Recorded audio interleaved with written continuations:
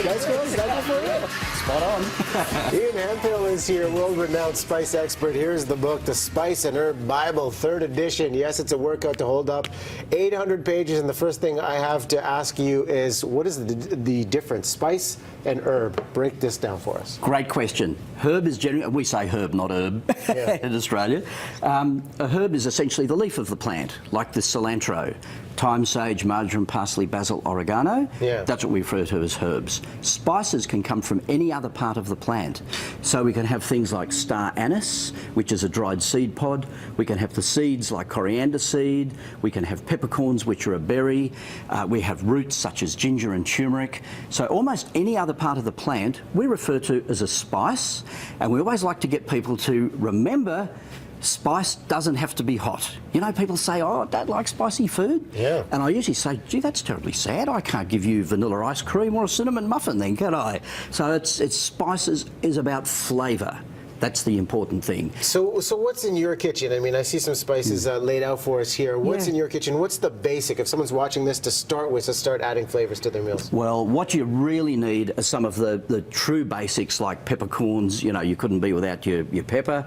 You need coriander seed. Coriander seed is one of the more useful spices, although it tastes nothing like the cilantro leaf, the plant that it comes from. Coriander seed combines beautifully with all other spices. So when you're combining different flavours, coriander seed helps to bring them all together. Cardamom pods, absolutely essential, and one of my favourite spices because cardamom can be used in both sweet and savoury cooking.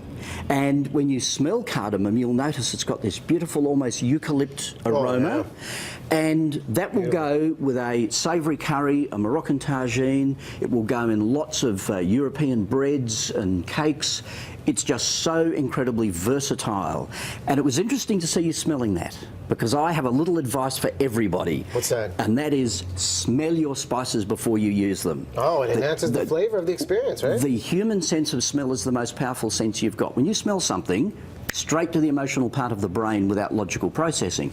So when you smell a spice, you will notice how fresh and clean it smells, you'll recognise its quality, and almost subliminally you will find that you're very comfortable with that spice and how you should use it in cooking. So you're making a Chinese dish and you smell the beautiful licorice notes of star anise. Ooh, that's nice. And immediately that wonderful sort of Chinese 5-spice profile, that lovely deep rich profile that you get in Chinese cooking comes to you. And then when you go to use it again, you're familiar with it.